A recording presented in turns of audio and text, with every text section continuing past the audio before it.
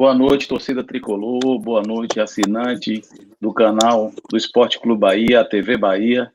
Estamos aqui hoje para essa live importante, né? Impactos da pandemia no mercado de trabalho, a gente focar aí nesse novo normal. Eu sou Cristiano Possidio, advogado do clube, e a gente tem hoje aqui a nobre presença do professor Rodolfo Pamplona, juiz do trabalho, é professor, é um mestre, doutrinador, vários trabalhos escritos, livros, né? Na verdade, o currículo do mestre Pamplona o precede, não precisaria estar aqui falando do seu currículo. O Bahia resolveu fazer essa live para falar desse novo normal, esse momento difícil que nós estamos vivenciando e os impactos da pandemia e da paralisação das atividades econômicas, evidentemente, afetou as atividades do clube, as atividades dos clubes brasileiros, as atividades econômicas em geral, e nada melhor do que ter aqui um juiz experiente e um grande doutrinador para falar um pouco dessas questões e também focar no contrato do atleta. A gente sabe que o Esporte Clube Bahia, né, tem aproximadamente 360 empregados. E para o torcedor ter uma ideia, o torcedor às vezes fica muito ligado ao que acontece no campo, aos contratos dos atletas profissionais, aos contratos dos membros de comissão técnica, relevantíssimos, são importantes, porém, existe um corpo de funcional que faz o clube ser o que ele é. É importantíssimo que a gente conheça e conceba isso, porque a própria TV Bahia está ligada à área de comunicação do clube. E a área de comunicação do Esporte Clube Bahia é uma área que tem sido muito elogiada em todos os cantos do país, e esses profissionais são profissionais que não estão diretamente ligados ao desporto, à atividade fim explorada pelo clube no futebol, mas são profissionais de excelência e que projetam a marca do clube. Então, a gente vai falar do mercado de trabalho voltado ao atleta profissional e vai falar também do mercado de trabalho em geral. Para vocês terem uma ideia, o enquadramento sindical dos trabalhadores do clube é um e dos atletas é outro, porque os atletas formam o que a gente chama de direito de trabalho, categoria diferenciada. E existem 2 sindicatos de classe que dialogam com o clube, inclusive firma acordos coletivos, que é o Senalba, que rege a classe dos trabalhadores em geral, e o Sindap, que é presidido pelo nosso grande craque Osni, um grande craque, um grande ídolo do Esporte Clube Bahia, presidente, Rodolfo, do nosso Sindap. E apenas para informar, o Bahia já fez isso. Nessa época de pandemia, o clube firmou contratos, acordos coletivos. Diferentemente do que foi colocado na medida provisória 936, o clube procurou dialogar, Rodolfo, com os sindicatos, firmou contrato com o Sindap, firmou contrato com o Senalba, o Sindap para os atletas da base, o Senalba para os trabalhadores em geral. Então, é preciso entender que o mercado do futebol, e quando a gente fala de mercado de trabalho desportivo, a gente está falando de medicina desportiva, nutrição desportiva, da própria área de comunicação, do jornalismo, da administração, da parte financeira, e a gente quer trazer para você, torcedor, para os assinantes do canal, algo importante sobre o mercado de trabalho. E eu queria iniciar, também fazer um registro que o nosso mediador, Milton Jordão, está dando uma aula na pós-graduação e que em breve se unirá a nós para fazer a mediação, e eu vou tocando aqui para a gente não fugir do tempo de início dessa live. E eu queria, Rodolfo, fazer uma pergunta inicial para você, do seu boa noite. Eu queria fazer uma pergunta que você trouxesse para nós um paralelo inicial do mercado de trabalho antes da pandemia e o mercado de trabalho que se vislumbra desde março, quando começou o isolamento social, ou seja, no momento em que a pandemia começou a ser trabalhada a fim de que nós estivéssemos agora num momento de isolamento social. Eu queria que você me desse um panorama aí em relação à sua atividade como juiz, à sua atividade como jurista, desses 2 momentos aí, antes da pandemia e agora durante a pandemia. Boa noite, amigo. Boa noite, meus amigos. Boa noite, Cristiano, meu parceiro, meu colega aqui nessa tribuna. Daqui a pouco vamos ter o nosso colega Milton Jordão também para fazer a mediação. E eu quero dizer a todos e a todas que é um prazer participar aqui dessa live da TV Bahia. É que eu sou Bahia mesmo, eu estou aqui, não tenho problema nenhum na minha condição de professor, de jurista, de juiz, mas estou sempre um tricolor aqui apaixonado e também que posso, nesse ponto, servir a toda a comunidade tricolor. Agora, quer dizer, para todo mundo que está nos assistindo ao vivo nesse momento, pode entrar aí no chat, pode entrar no YouTube, faz as perguntas, o pessoal faz uma triagem e manda aí para a gente poder responder. Para mim é um prazer poder estar aqui tirando dúvida da minha área de especialidade para o meu clube do coração. E aí nós vamos conversar um pouquinho sobre como é que está essa situação em relação ao mercado de trabalho. Isso aqui é uma coisa muito importante, porque, na verdade, viver essa pandemia é viver algo nunca pensado na história, né? E ninguém podia imaginar. Se nós, em dezembro, chegássemos com uma conversa aí, ó, uma profecia apocalíptica, que a gente ia ficar mais de 100 dias trancado, ninguém ia dizer, tirar, surtou, pirou na batatinha, dizer aqui nada, isso não vai acontecer de jeito nenhum. E o impossível, o improvável aconteceu. Nós estamos aqui nesse isolamento presencial, estamos sem ver nossos jogos de futebol, estamos numa situação que é ser preocupante, a gente fica quase nessa paranoia, desse isolamento, desse confinamento, querendo saber o que é que vai fazer da vida. E eu posso dizer que na condição de professor de trabalho, de juiz de trabalho, de escritor nesse ponto, nós estamos passando um período muito complicado. Complicado em geral para o cidadão em geral, para os trabalhadores em geral e para as empresas em geral, que o nosso Bahia é uma empresa também, pô. Então, tem toda uma quantidade de trabalhadores que não são só o clube. É claro que a gente, torcedor, a gente pensa logo no time, a gente quer dizer, fazer o resultado, quer o gol, quer fazer, é claro, mas é natural, é perfeitamente natural. Mas a gente tem que pensar que a gente tem muito orgulho do nosso clube. E o clube é uma estrutura, pô, é uma estrutura enorme e que tem, nesse ponto, funcionando como uma empresa. Então, está passando também, deve estar passando, claro. Eu não sou dentro da administração do clube, mas como torcedor e como cidadão e como indivíduo que verifica as relações de trabalho como um todo, nós estamos passando um período muito complicado.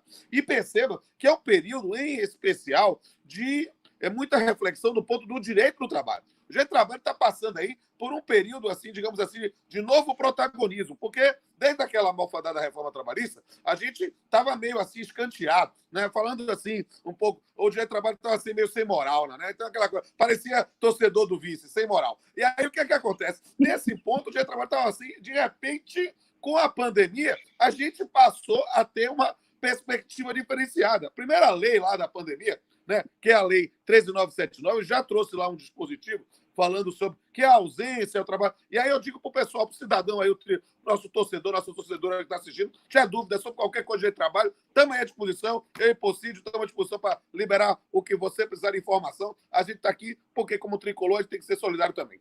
Então, nesse ponto, o que aconteceu lá na 13.979? O pessoal fez uma ideia de dizer que a ausência em função lá da quarentena, do isolamento, não era falta injustificada, ou seja, tinha que pagar. Aí só isso já fez a gente discutir alguns conceitos importantes de direito do trabalho, né, de interrupção, suspensão, verificar nesse ponto até onde é que o empregador pagava, quando é que o INSS pagava, e perceba que logo depois o pessoal começou a querer aplicar as regras da CLT, aquela mesma CLT que o pessoal lá que queria revogar, acabar com o seu trabalho, começou a querer aplicar isso.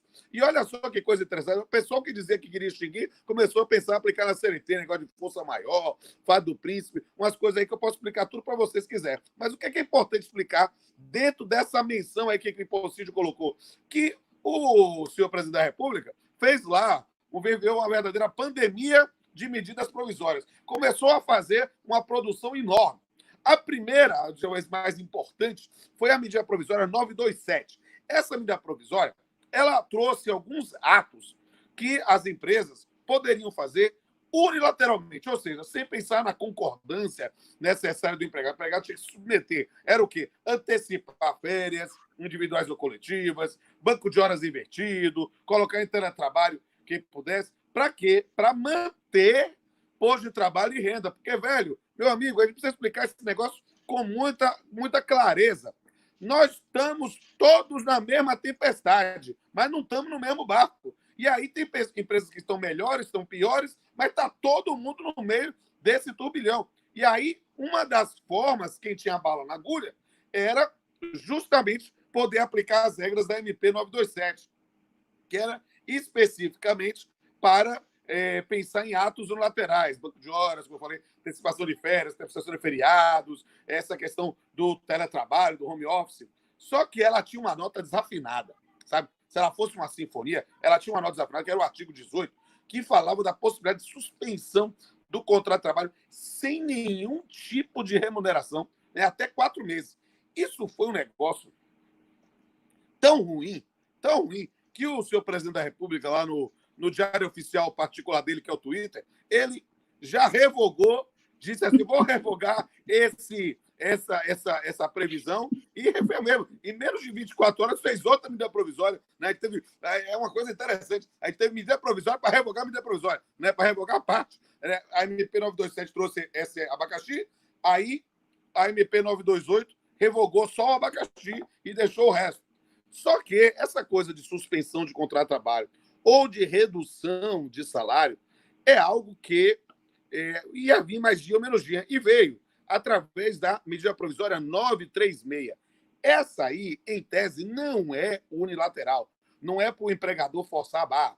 Mas o empregador força a barra. É possível, sim, acabar pensando nessa forçação de barra, né? Mas não é para ser. É para ser por acordo individual.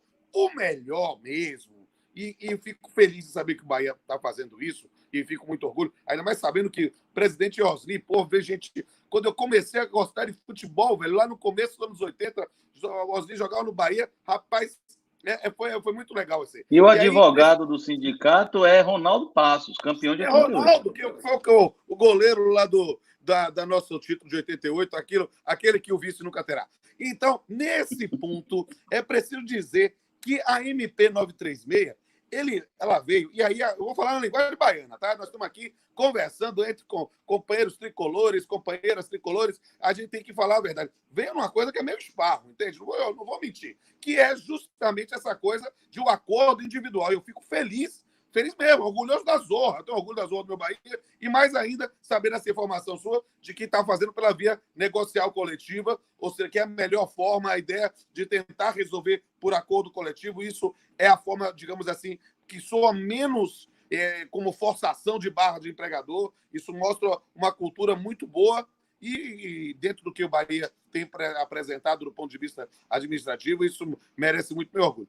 Aí o que é que mais a MP não fez pela via coletiva, foi pela via individual.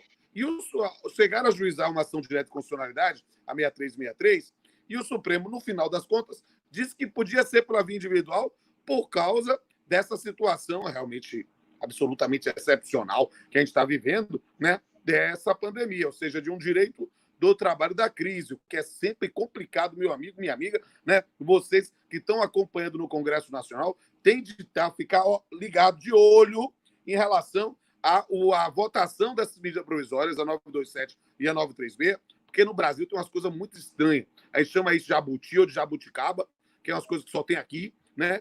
Que na votação da MP começam a meter um monte de coisa que não estava na MP, e aí mudam as regras trabalhistas de novo. A gente tem que ficar de olho por causa do seu direito, meu amigo, nesse ponto. E aí, Rodolfo, só rapidamente. Rapidamente. Nosso querido Jordão chegou. Seja bem-vindo, Jordão. Eu queria fazer... Bota o Jordão no meio aí. Diga, Rodolfo. Tudo bem? Diga aí, Cris, como é que estão? Ele tá na Tem ponta. que trocar a ordem. Ele é mediador, tem que ficar no meio. Embora aqui no meio, fica aparecendo o meu escudo. Tô bonito. Então, em época de Covid, eu tô aqui já armado direitinho aqui. Mas vamos lá. Seja bem-vindo, Jordão. Mas conclua, depois a gente volta para o nosso querido Jordão mediar aí. Vai, meu João. Não, tá aprendendo aqui com você, Rodolfo. É uma oportunidade singular, né? A gente está vivendo, como você bem pontuou aí, esse tempo extremamente inusitado e produzindo muita coisa inusitada. Eu vi que vocês estão extremamente preparados. Eu até me desculpa aqui, que eu estava numa aula aí, dando uma aula agora, que eu não tinha condição nenhuma de estar devidamente paramentado, né? Mas o que importa é que está no coração. Com trajes civis. Nós estamos com trajes de guerra aqui. Vai embora. Olha, eu vou começar, então, já que você está falando do direito de trabalho comum no todo, hoje eu não sei, não está acompanhando naturalmente, mas hoje surgiu uma notícia que deflagrou-se uma greve, né, daqueles que são os prestadores, vamos colocar, de serviços aos aplicativos. Eu ia vim aqui para falar sobre direito de trabalho esportivo, mas como você está falando de forma geral, eu queria ouvir de você. Qualquer negócio, amigo. Então, pronto, qual é a sua... nada não, velho. Qual é a sua opinião, Rodolfo, sobre este movimento, sobre essa greve? Como é que você vê a precarização e até você acha que tem contorno, tem solução, né? Até porque vivemos um tempo já precário. Será que a precarização será mais precarizada ainda no pós-pandemia? Meu velho, eu vou lhe dizer com absoluta liberdade. Ó, a gente precisa... essa é uma pergunta que tem que ser respondida Jack Stripador, por partes.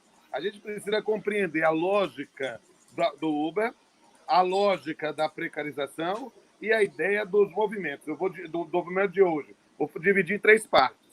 Perceba, a lógica do trabalho em aplicativos necessariamente tem vínculo empregatício ou necessariamente não tem vínculo empregatício?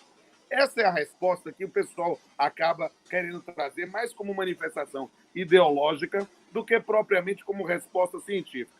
Por quê? Porque, de fato, pode ter determinadas situações, né, de trabalho em aplicativos que não tem a menor sombra pálida de vínculo empregatício. O cara que realmente trabalha lá na instituição e se inscreveu lá de Uber, faz uma vez na vida, outra na morte, para complementar, esse não tenho a menor dúvida que não é empregado.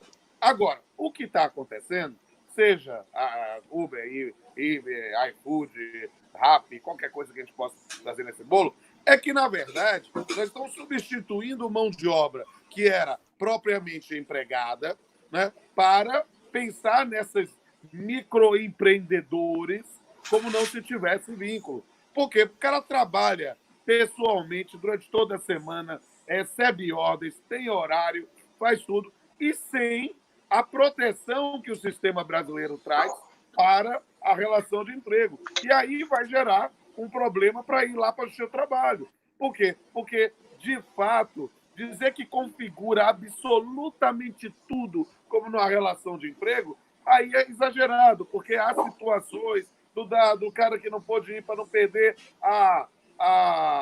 o recebimento, ele pede para o colega substituir, aí acabou a pessoalidade. Mas perceba, não é isso. É uma lógica de exploração mesmo. E que, na verdade, deveria ter um sistema. O problema é que o sistema trabalhista brasileiro é muito ruim.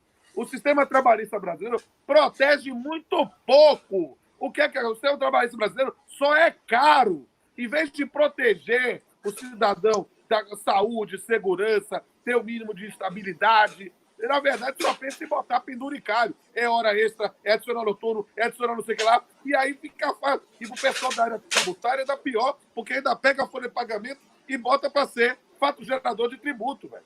Aí isso não tem como dar certo. Seja você mortadela, seja você coxinha, seja você petralha, seja você bolsominion, não tem como dar certo um sistema desse. Por quê? Porque é um sistema que só é caro. A gente tem que proteger o cidadão trabalhador, tem que proteger a saúde dele. E aí o que acontece? A gente fica numa lógica de tudo ou nada, ou é vínculo empregatício ou não é, e aí o que faz? Condena os caras ao inferno. Por quê? Porque o indivíduo, você é empreendedor, se vire. E o cara fica numa situação como essa. Então, o que acontece? Indo para a terceira parte da pergunta. O movimento de greve. Na boa, greve não é digamos assim, prerrogativa de empregado. Greve é movimento de luta em que você vê uma identificação de postura e vai para frente. Agora vai ser, é greve que vai ser controlada pelo seu trabalho? Não, eles não são formalmente empregados. Então, na verdade, é um confronto político, porque precisa garantir para esse cidadão um mínimo de dignidade no trabalho. Os caras trabalham trabalham, velho. A gente só fica falando dos heróis, lá os médicos, os enfermeiros, os auxiliares.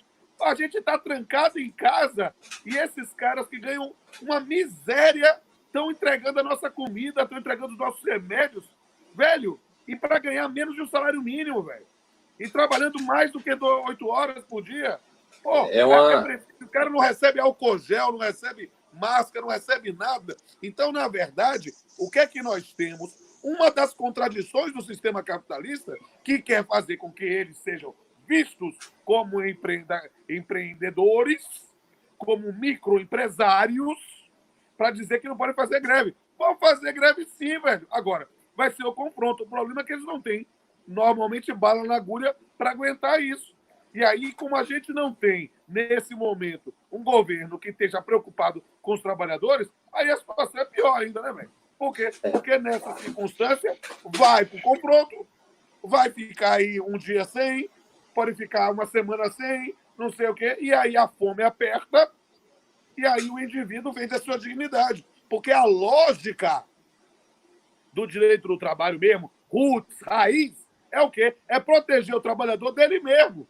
Porque ele é o primeiro que vende sua dignidade. Pô, o cara tá com fome, tá com os filhos com fome, tá com a mulher com fome, ele, pô, velho, ele vende, ele se prostitui, ele vende a sua alma. Então a gente tem que, na verdade, preservar o cidadão para que ele possa trabalhar com dignidade. Então, na boa, mesmo sem poder receber minha comidinha hoje, eu, como cidadão, eu valorizo um momento de greve, é um momento de resistência. Talvez, já que não querem reconhecer o vínculo empregatício, e eu não estou dizendo que vão reconhecer ou não, que pelo menos garanta um mínimo de dignidade, né? Uma retribuição mínima, algum tipo de condição higiênica. O cara trabalha o dia todo com fome, entregando comida, velho.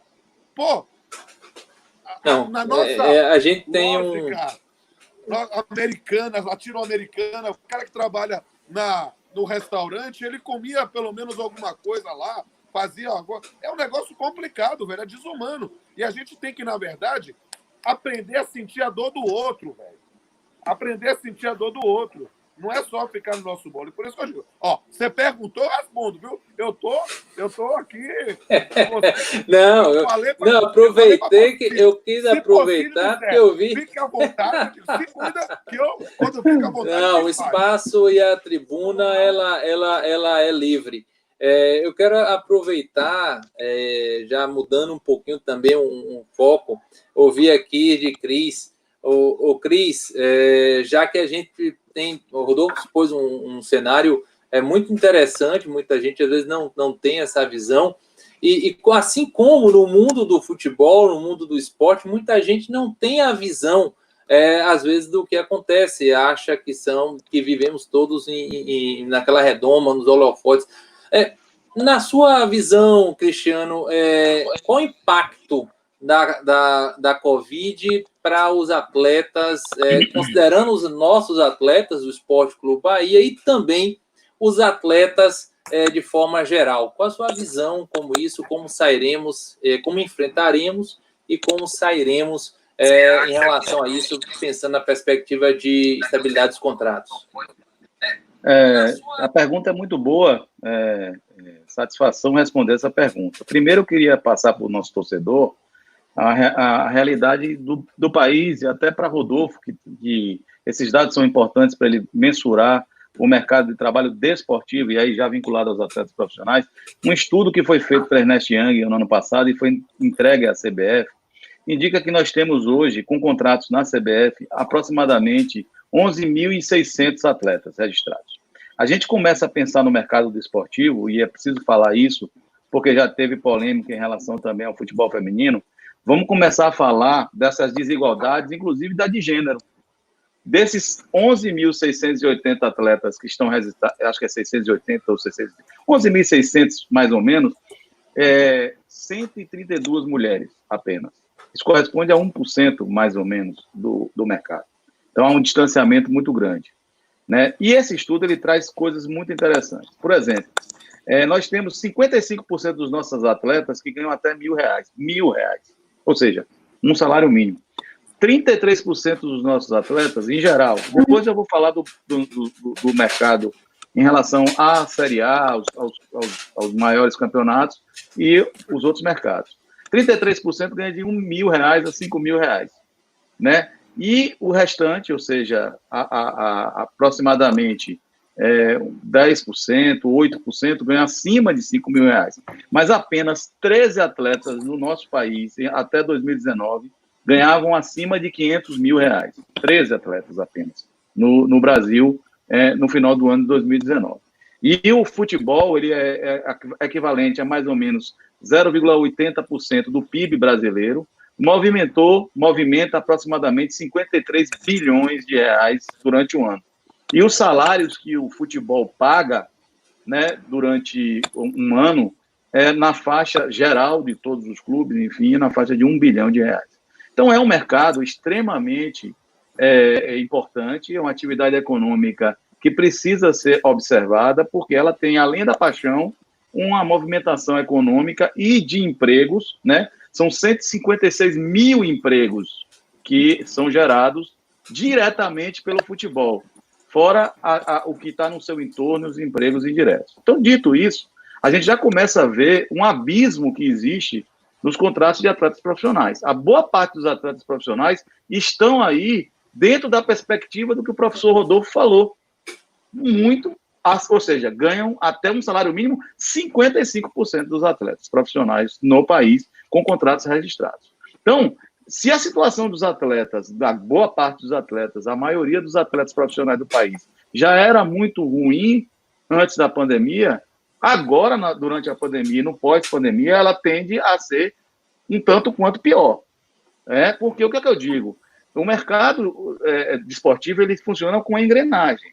O clube não está dissociado do atleta, o atleta não está dissociado do clube, que também não está dissociado do intermediário, que é o agente, que não está dissociado da Federação Baiana de Futebol, da CBF. Existe todo das empresas de transmissão dos jogos, dos patrocinadores. Então, você tem uma engrenagem que, para o futebol funcionar, ela precisa estar toda em perfeita condição. Então, no momento em que você tem uma crise econômica, os patrocinadores fogem. No momento que você tem uma crise econômica, você para de investir no futebol, porque as empresas também estão preocupadas em se manter, em se soerguer. Aí você vê as empresas de transmissão, a Turner, suspende o contrato e suspende o pagamento com os clubes que assinaram com ela. A Rede Globo reduz, neste momento, em praticamente 1/3 do valor que deveria estar pagando, porque não tem perspectiva ainda de início, agora sim, para agosto, uma perspectiva, uma luz no fim do tudo, dos campeonatos. Então, esses impactos acabam impactando também o mercado de trabalho. Por quê? Porque os clubes, eles não têm ativos financeiros em disponibilidade, eles têm fluxo de caixa. O ativo do clube, geralmente, é o próprio atleta.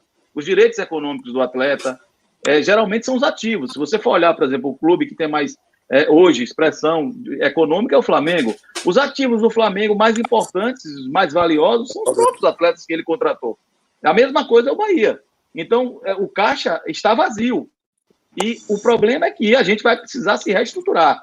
E aí o atleta profissional ele tem que se entender parte dessa engrenagem e se incluir nisso. O momento é de apertar cinto. Por isso é que fazer acordos para uma redução salarial proporcional, observando razoabilidade. Atletas que ganhavam muito pouco não tiveram redução nenhuma. Atletas que ganhavam menos tiveram uma pequena redução. E os atletas que têm um espectro financeiro maior têm que entender que esse momento é um momento de apertar o cinto, porque se eu pensar apenas no meu contrato, que eu tenho hoje, e sentar em cima dele, ele pode até, efetivamente o contrato foi subscrito, ele pode até entender que ele tem que receber integralmente, mas lá na frente ele vai ter um mercado que vai estar falido.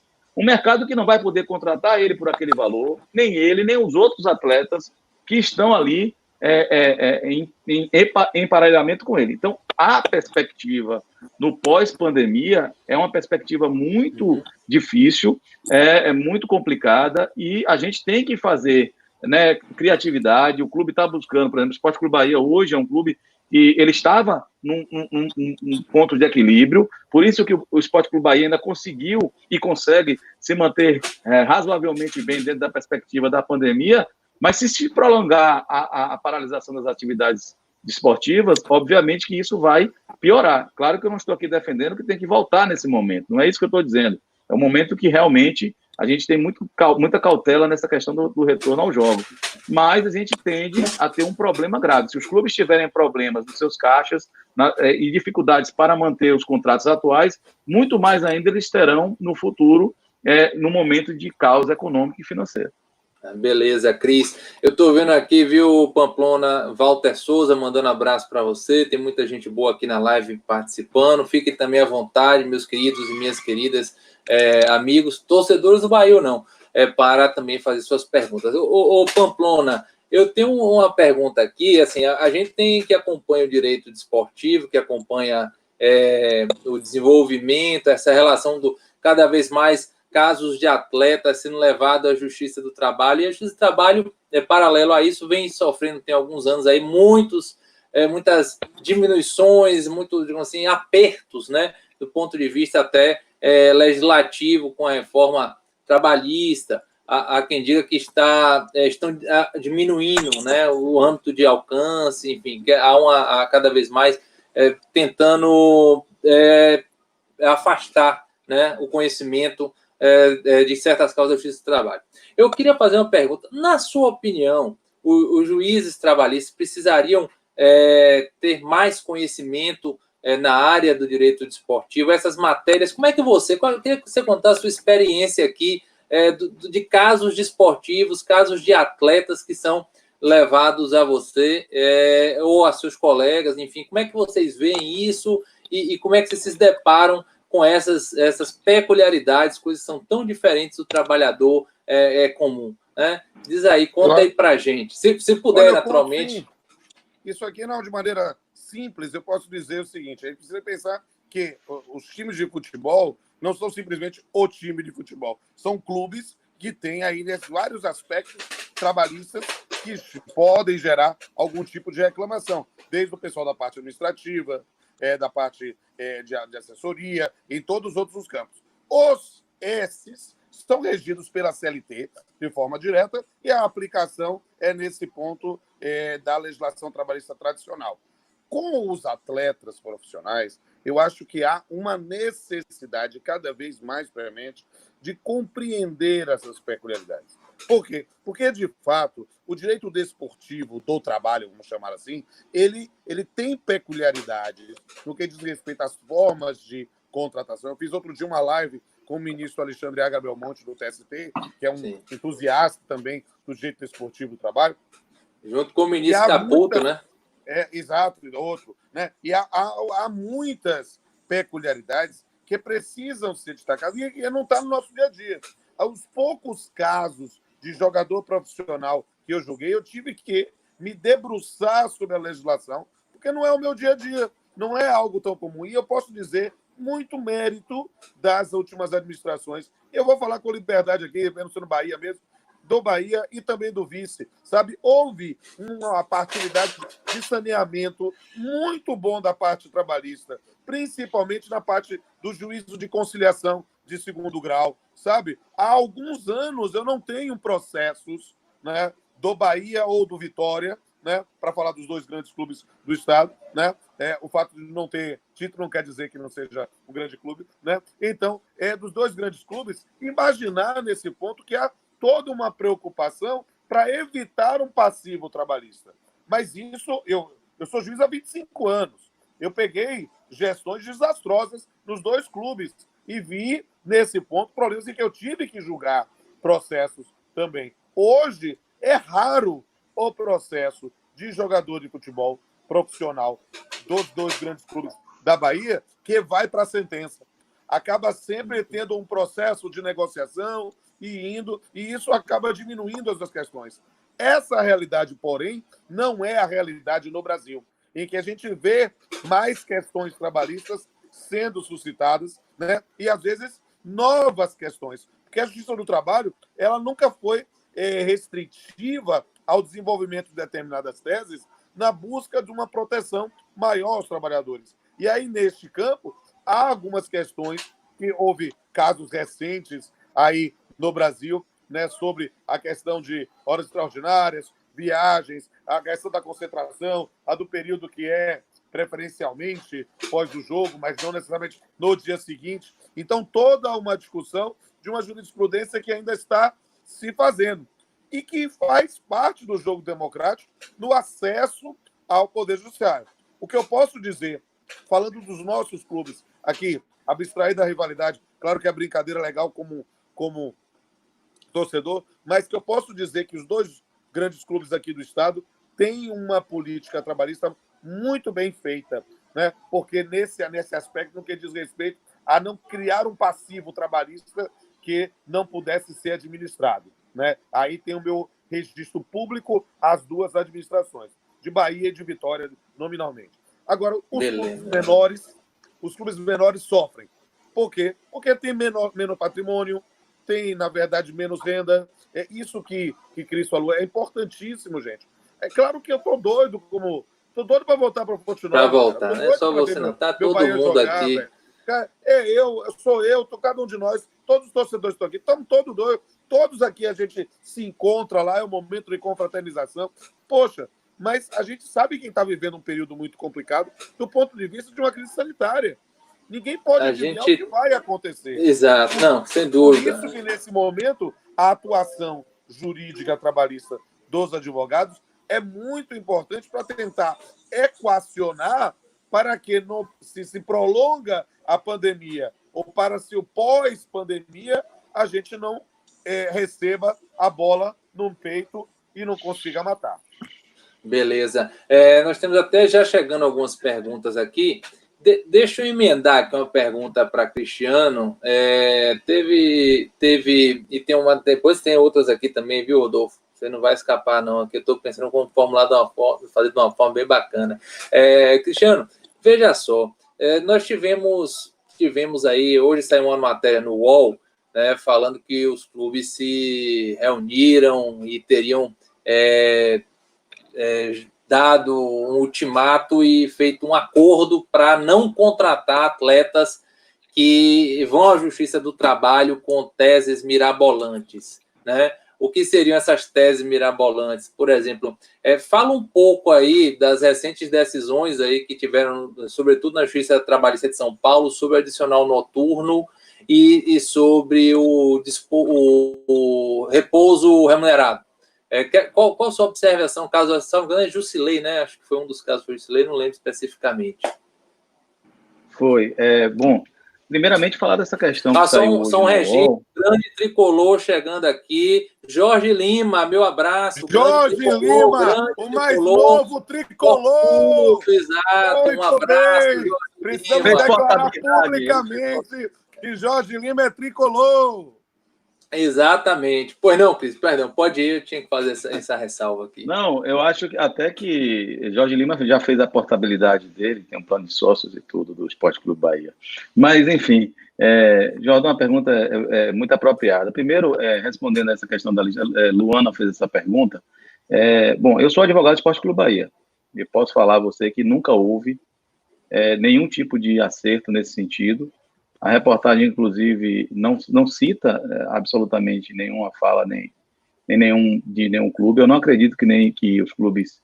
O que acontece que entre os clubes é que nós, por exemplo, nós somos advogados de clube e temos um grupo de advogados de clube. Nós conversamos sobre essas decisões, nós debatemos temas importantes, né? Até para entender um pouco como cada clube ele vem adotando suas defesas em relação aos temas que estão sendo processados na Justiça do Trabalho, e é óbvio que isso interessa aos clubes, saber o que está acontecendo, sabe, essas duas decisões de São Paulo, de Paulo André, né, uma delas, contra o Corinthians, e saber como nós, advogados de clube, vamos se comportar em relação a isso, processualmente, do ponto de vista jurídico, enfim, mas que eu posso garantir que não há nenhum tipo de acerto de que o atleta não será contratado, se eventualmente ingressou com ações na Justiça do Trabalho, pleiteando os direitos que lhe cabem, que ele entende cabíveis. Esse é um ponto. Então, eu gostaria de... Pode dar um pitaco?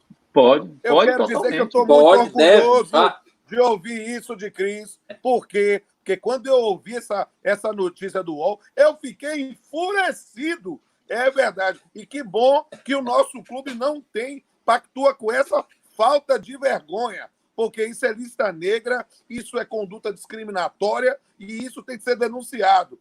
Que bom que o Bahia não faz parte dessa corja que pensa nisso. Uma coisa são os advogados ter com a melhor estratégia para o dado, isso é perfeitamente natural compartilhar. Agora, querer excluir pelo acesso ao Poder Judiciário é falta de vergonha. E aí, nesse ponto, tem que ser denunciado. E que bom que meu Bahia não está nessa acho que Luana está duplamente satisfeita aí com a resposta.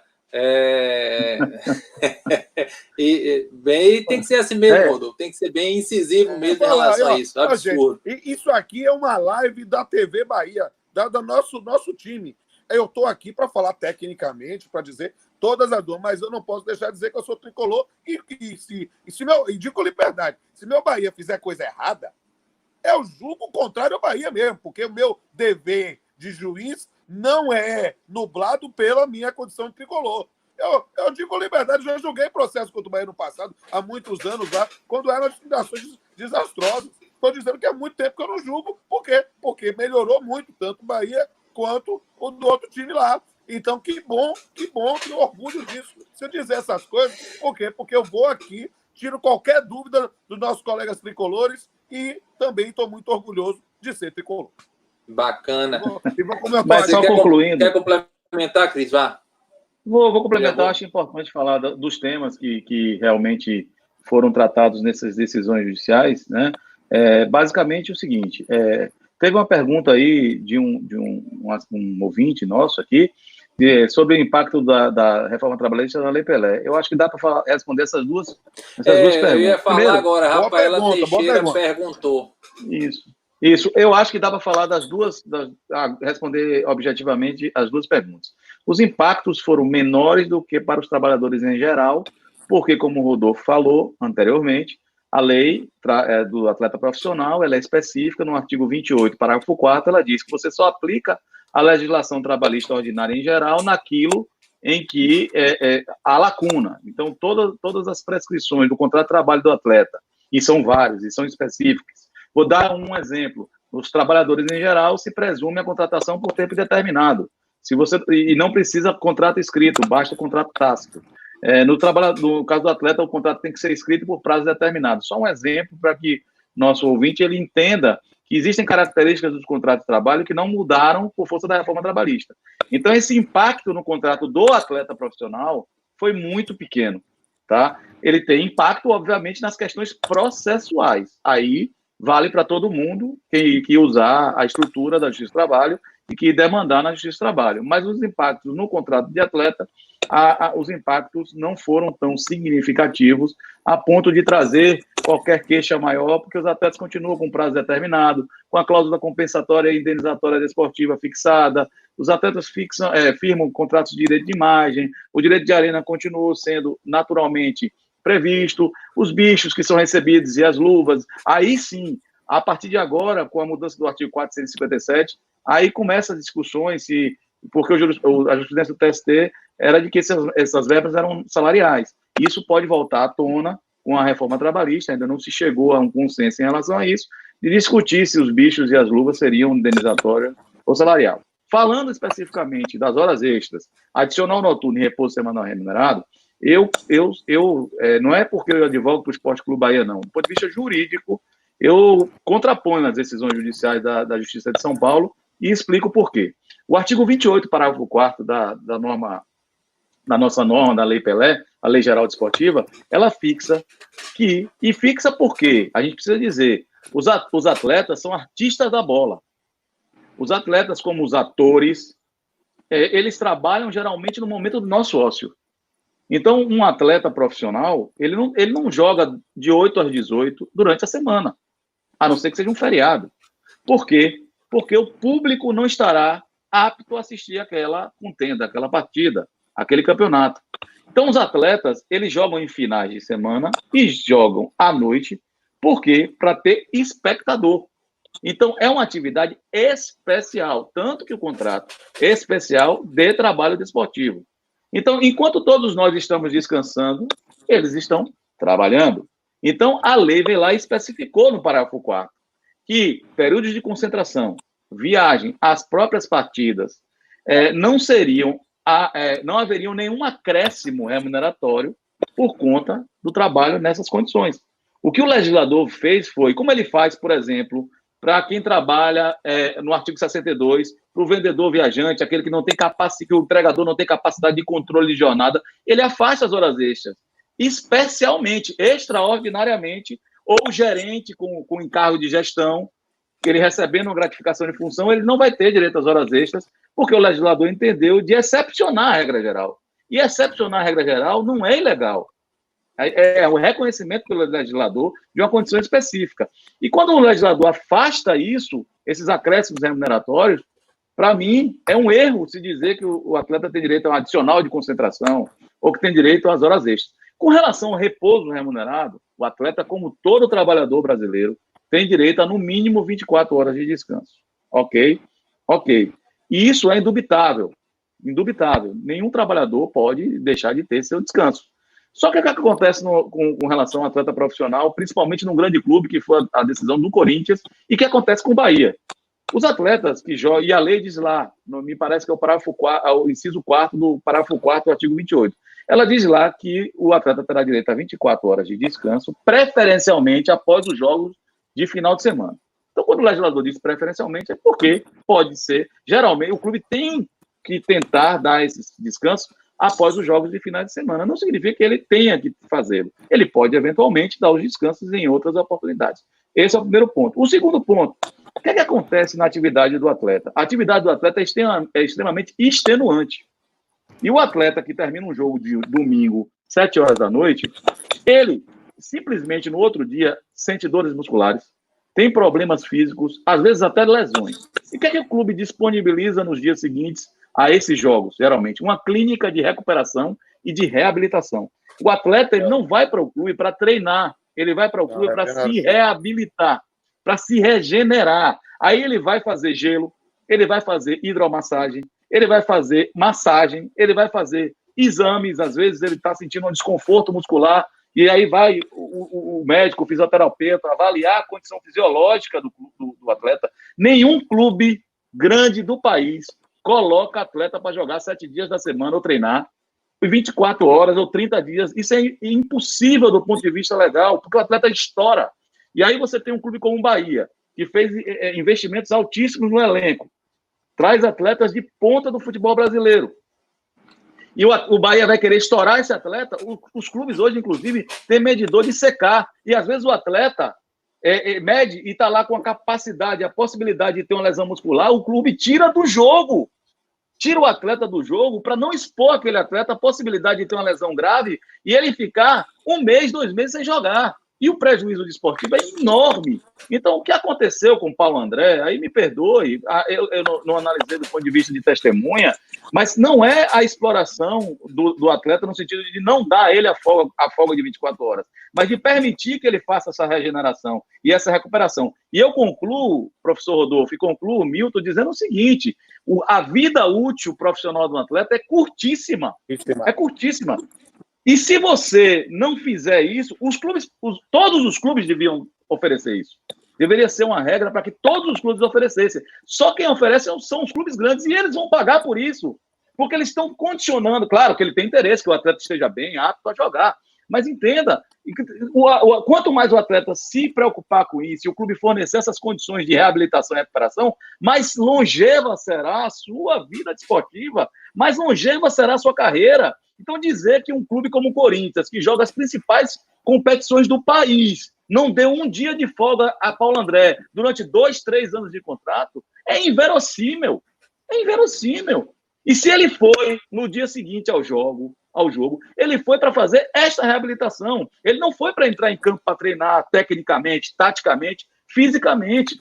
Então, assim, é preciso que a gente entenda como é a dinâmica dessa relação jurídica desportiva. E você fez uma pergunta muito pertinente ao nosso querido Rodolfo, e o juiz de trabalho ele precisa estar atento a isso, porque a realidade da vida desportiva importa.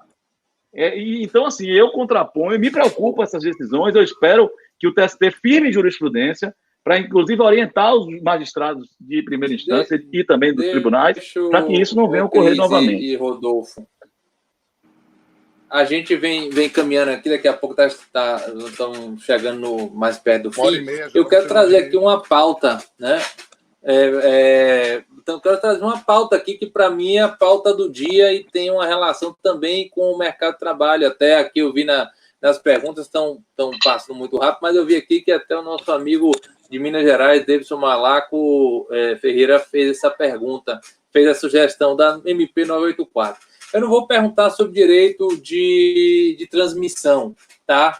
Porque nós estamos falando hoje de impacto no mercado de trabalho. Eu pergunto o seguinte, tem uma disposição lá na MP que diz da seguinte forma, que dentre os atletas que participaram do espetáculo esportivo, né, 5% do valor do contrato ele é retido para esses atletas. Como é que vocês estão avaliando essa modificação? Porque antes ele destinava ao pagamento ao sindicato, né? E aí eu pergunto, esses atletas que estão no MP são todos os atletas que participam, ou seja, o clube mandante, ele tem um contrato com a televisão, ele tem que pagar para os atletas do clube visitante, ou este valor é apenas exclusivo para os atletas do clube mandante, né? Só para cientificar aqui para os nossos espectadores, a MP 984 foi editada pelo presidente da República e ela deu o poder ao clube mandante, aquele que recebe uma partida em sua casa, de contratar com a emissora que ele quiser. E aquele dinheiro será dele. Então, e como consequência, está lá nessa MP que eu falei, em que há disposição em que será pago a 5% do contrato aos atletas. A minha pergunta é, quem são esses atletas? São todos os atletas que participarem da partida ou apenas os atletas da equipe? E aí eu queria ouvir... Pergunta de $1 milhão.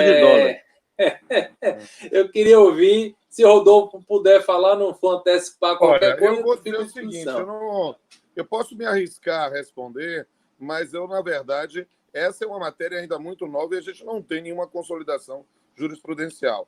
A lógica, parece-me que a construção anterior era a mais adequada, porque você tinha, justamente pela atuação do sindicato, uma divisão que aí poderia levar em consideração esses aspectos. Perceba que, quando a gente parte dessa mudança na busca de liberdade econômica ou eventual enfraquecimento da entidade sindical, nós geramos aí uma situação complicada, porque como é que eu posso, nesse ponto, estabelecer com um trabalhador, atleta profissional, com o qual eu não mantenho vínculo jurídico, uma obrigatoriedade de fazer um pagamento? É um negócio que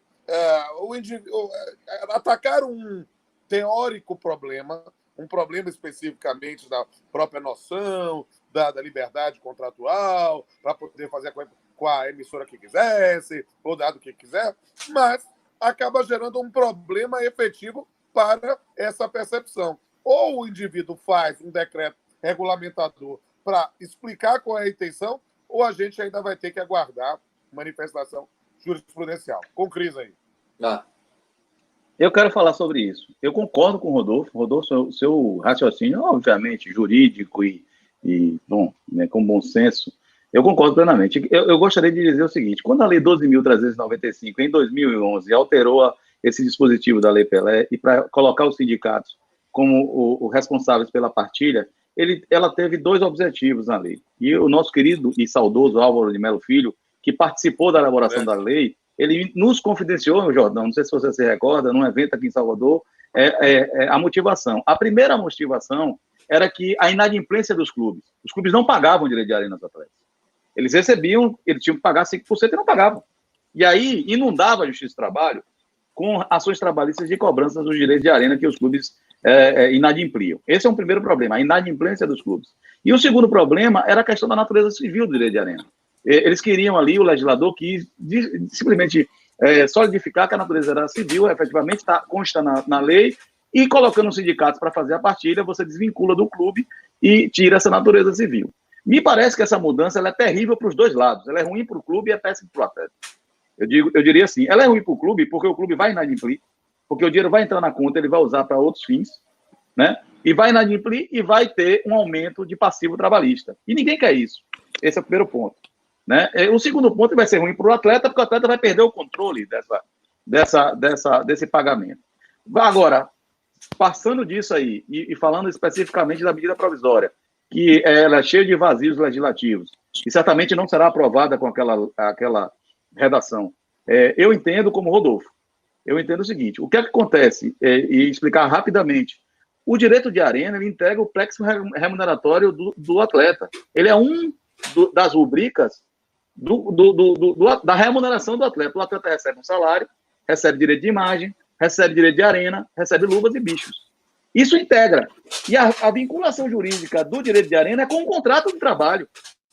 É com o contrato de trabalho e não com o jogo em si. Embora o direito de arena seja um apêndice do direito de imagem e é por força da projeção dos atletas que jogam naquele evento esportivo que recebe. Tanto que só recebe aqueles que jogam.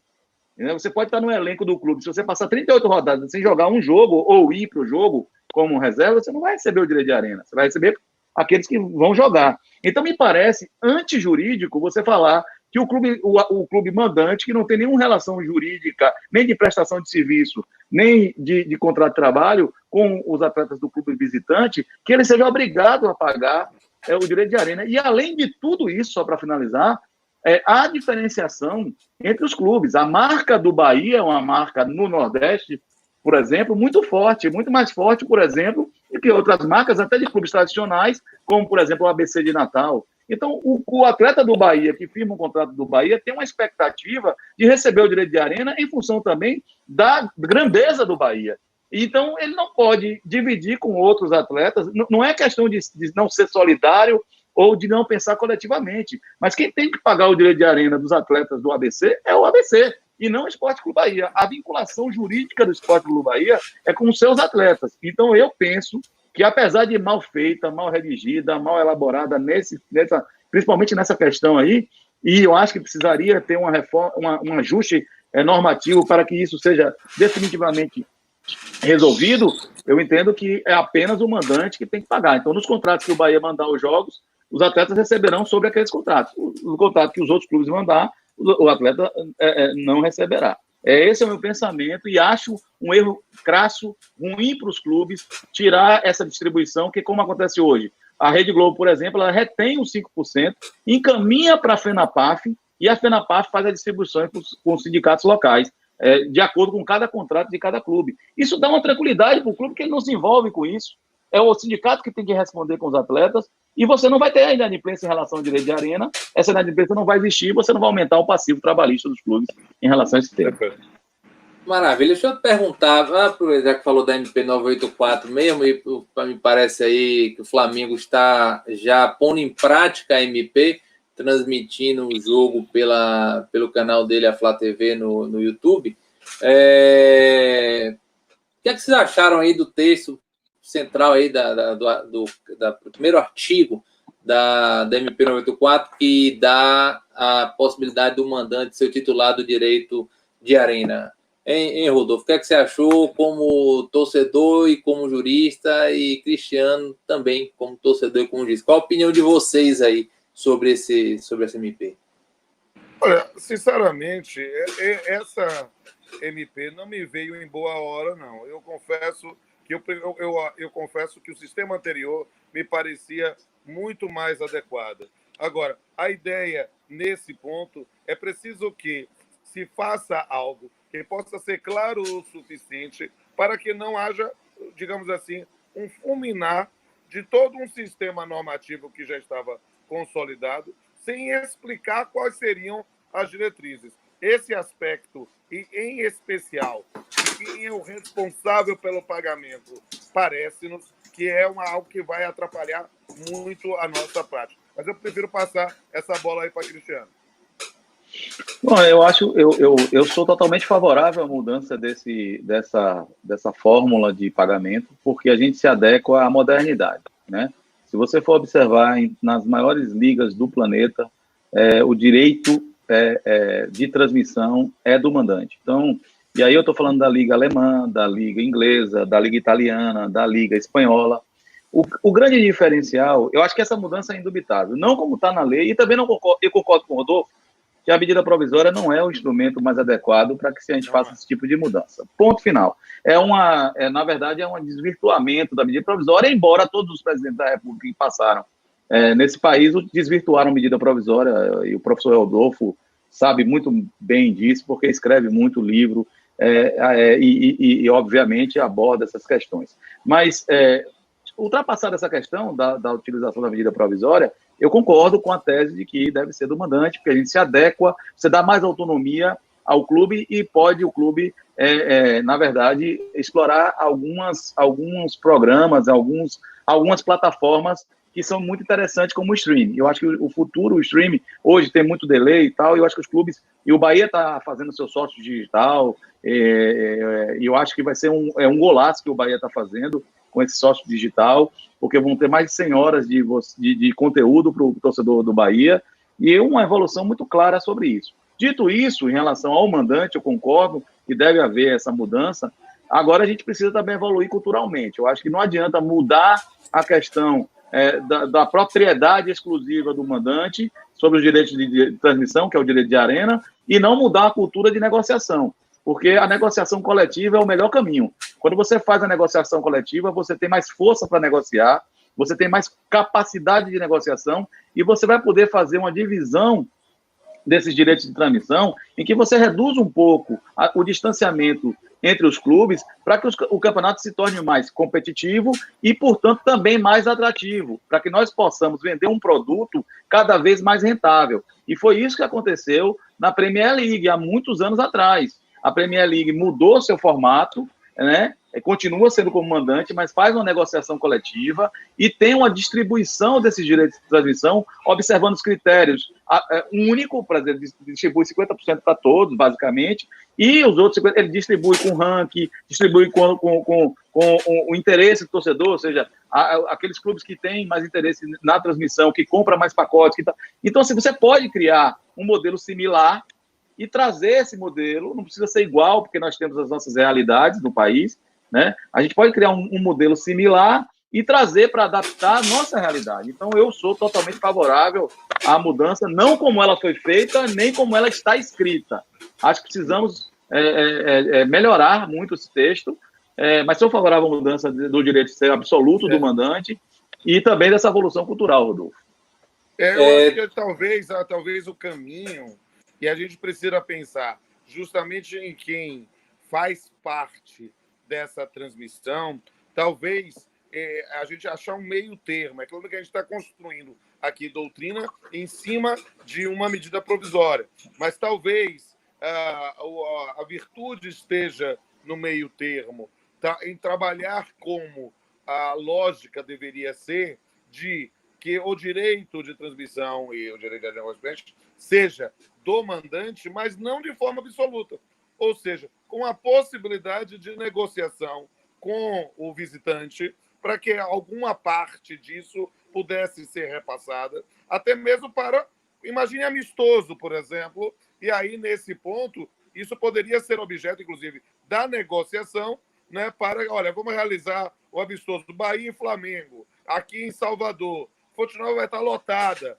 Então, somente pelo nosso time, que tem mais torcida do que o Flamengo, mas também para aqueles que vão torcer para o Flamengo. Vamos lotar a Fonte Nova. Ora, nesse ponto, ter um campo de negociação em função do direito de transmissão, talvez, tendo algum tipo de flexibilidade, talvez possa ser um caminho para que se possa fazer efetivamente prestígio a quem é mandante, mas ter algum tipo de negociação para pensar na distribuição disso. Por quê? Porque o que é que acontece? Você vai fazer, vamos pensar, ser trombeta no Apocalipse, tá? Vai verificar o valor diretamente para o time mandante. Se ele tiver uma verba trabalhista do pessoal da parte administrativa, quando entrar o dinheiro na conta, eu já faço mais sem juros. Entende? Então, a gente precisa, talvez, verificar, com a possibilidade de que isso possa ir para terceiros, já fazer uma determinada divisão. E isso pode, inclusive, flexibilizar. Mas eu estou apenas fazendo uma conjectura, porque vocês são militantes mais nessa área, e aí me fizeram refletir ainda mais. Mas, gente, está quase na hora de terminar. Eu preciso, daqui a pouco, sair. Vamos. Eu vou exatamente, você tá adivinhando aqui. Eu já vou só dando. Diogo nos informa aqui que estão batendo 1,7 milhões de pessoas não assistindo nossa live, assistindo o jogo Flamengo Boa Vista, que é a primeira experiência com o streaming aberto. Quase isso. Mas, vamos finalizando aqui, vamos finalizar a nossa live. Agradecendo aqui ao Esporte Clube Bahia, também a Rodolfo e a Cristiano. Eu vou perguntar aqui a vocês uma última questão, e vocês já emendam com as considerações finais de vocês. A gente que está vivendo um momento meio caverna do dragão, né? Quem é da década de 80 não sabe quando sai da pandemia, né? Toda hora é a notícia de uma vacina, é o mestre dos magos e a vacina não chega, enfim. Não vou falar, nem fale mais para ninguém. Quando passar a pandemia, a gente se encontra, porque tu não sabe se ela passa tão cedo. Mas, Rodolfo, o que é que se espera aí desse momento que se vive em relação ao direito do trabalho e ao mercado de trabalho? Qual é a sua percepção que a gente tem desse nosso porvir, desse nosso futuro, né? Eu queria saber de você, já agradecendo a participação, e qual é a sua expectativa em relação a isso. Aí depois eu indago a Cristiano uma outra questão. O que eu posso lhe dizer é o seguinte: a pandemia gerou uma guinada de 180 graus no protagonismo do direito do trabalho na sociedade brasileira. Nós estávamos meio desprestigiados e, de repente, as pessoas passaram para perceber o óbvio, que não dá para viver numa sociedade capitalista sem ter uma disciplina jurídica das relações de trabalho, seja direito material, seja direito processual. A gente está vendo o campo do direito do trabalho, do processo de trabalho, tomando vanguarda, né, no direito do trabalho, com as negociações, com a aplicação da teoria da imprevisão, com o próprio sistema das medidas provisórias, no campo processual, com a ideia das audiências telepresenciais, com outras formas de atuação. Então, na verdade, eu penso que pensar em direito e processo do trabalho vai ser muito valorizado pela pandemia. Pensar no trabalhador em si, eu acho que nós vamos passar um período muito complicado do ponto de vista econômico, para o mercado de trabalho como um todo. Então, na verdade, o que eu posso dizer é que, com Lulu Santos e Nelson Mota, nada do que foi será de novo do jeito que já foi um dia. Tudo passa, tudo sempre passará. A pandemia passará. O que ficará, nós não sabemos. Porque quando nosso amigo Pocídio me chamou para fazer essa live, né, ele fez uma provocação do novo normal. Realmente, a gente não sabe como vai ser o normal, porque o normal é o passado. A gente está construindo um novo normal que a gente não sabe como é que é. E é como a poesia. A gente não sabe o caminho, porque não tem caminho. A gente faz o caminho caminhando. E a gente vai caminhar para discutir esse novo normal. Eu não sou trombeta do apocalipse, nem tenho dom da profecia. Eu não sei o que virá. Eu apenas posso dizer que não será igual ao que era antes. Maravilha, obrigado, Rodolfo, pela mensagem. Cris, o que vem a ser no mundo do esporte, no mundo do direito esportivo, do trabalho, esse novo normal que essa pandemia tem significado e representado, focando também na visão da advocacia do Esporte Clube Bahia? Obrigado, Jordão, pela pergunta. Agradeço aí a participação. Rodolfo, muito obrigado por você ter aceito o convite. Primeiramente, eu queria dizer que é uma alegria muito grande participar da TV Bahia, dessa live, né? É um clube, hoje o Bahia é um clube moderno, um clube de vanguarda no Brasil, e eu e Jordão também, né? Que nós advogamos para esse clube. Eu me sinto honrado de advogar para o Esporte Clube Bahia e comecei essa advocacia a partir da intervenção.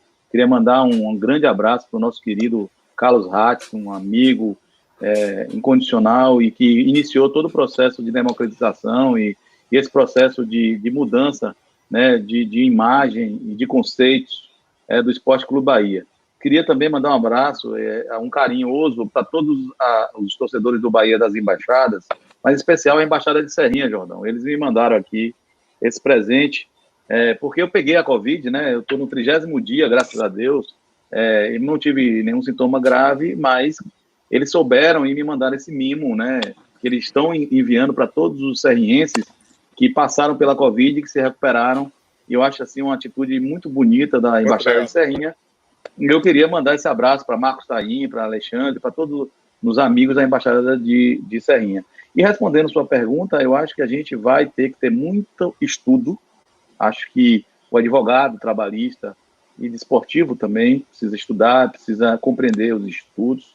Segundo, vai ter que ter muita criatividade, porque eu sempre digo que a jurisprudência ela é feita a partir do advogado, né? Rodolfo, como juiz, ele sabe muito bem disso, ele vive isso no cotidiano da vida dele, profissional, e a gente leva a tese ao juiz. Eu levo uma tese, o outro contrapõe, e o juiz vai decidir qual tese ele vai se filiar. É lógico que o juiz, com a liberdade que ele tem para avaliar, ele pode, inclusive, ir mais além daquelas teses que foram trazidas pelos advogados. Então, a advocacia vai precisar de muita criatividade, vai precisar de muita expertise, mas a gente está num terreno que é uma areia movediça. A gente está tentando sair dela sem saber como fazer, nem quando será que nós conseguiremos sair disso.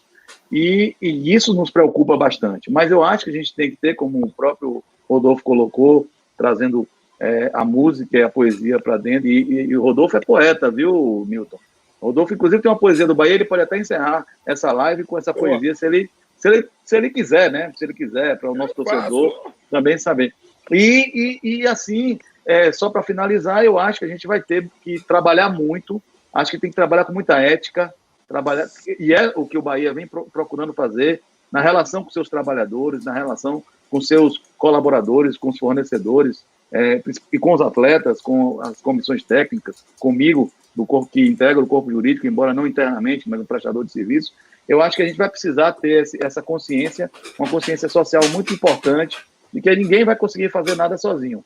A gente, para sair desse momento muito difícil que nós estamos vivendo, nós vamos precisar pensar no coletivo, vamos precisar pensar em soluções que, na verdade, impactem todo o mercado em si, e eu acho que é o que os clubes estão fazendo. A CNC, a Comissão Nacional de Clubes, que Guilherme Belitani hoje, nosso presidente, nosso querido presidente, é o coordenador, tem trabalhado incessantemente, os dirigentes têm amadurecido, têm conversado, e eu acho que a perspectiva, apesar não existe luz sem escuridão, né? Também a poesia de Lulu Santos, né? Não existe luz sem escuridão. Então, e a gente entende que esse momento de escuridão, de dificuldade que a gente está passando, a gente vai tentar e vai conseguir sobreviver, né? Juntos conseguiremos passar por isso para encontrar caminhos melhores e caminhos mais vamos dizer assim, mais duradouros e mais efetivos para todos nós. Bom, eu agradeço aqui, antes de passar aqui para Rodolfo, meu agradecimento aqui à TV Bahia, as belas mensagens e também as mensagens técnicas que foram aqui trazidas por vocês dois, um aprendizado a cada momento. É muito bacana a gente ver um clube também desenvolvendo em outros setores e outros segmentos. É muito importante trazer esse debate, contribuir também com a formação, né, do torcedor e a informação do torcedor referente aos temas que passam e que lidam todos os dias, nós lidamos todos os dias. Um abraço a vocês dois, uma boa noite, e nós vamos encerrar com o nosso querido Rodolfo Pamplona na sua versão poeta, agora sim. Eu escrevi esse poema dia 13 de novembro de 2010, torcendo pelo Bahia. E o poema não podia ter outro título senão BBMP. Sentimentos não são racionais. São frutos de relações espirituais em que, sem qualquer explicação, descobre-se a mais forte conexão entre o objeto adorado de culto e o admirador nem sempre oculto. É o caso mais evidente de uma paixão sempre surpreendente que mobiliza toda uma nação que se irmana na mesma canção. Bora, Bahia, minha porra! Vamos em frente antes que eu morra. O seu triunfo é minha alegria, seu grito de guerra é minha poesia. Não há tristeza ou tempo feio, não há desculpa ou outro meio que me faça desistir de te amar, que me faça deixar de te acompanhar. Por mais que me maltratem, por mais que sonhos matem, nunca desistirei da torcida, nunca deixarei o amor da minha vida. Só quem é baiano de verdade consegue entender na realidade o prazer de gritar para você: bora Bahia, BBMP.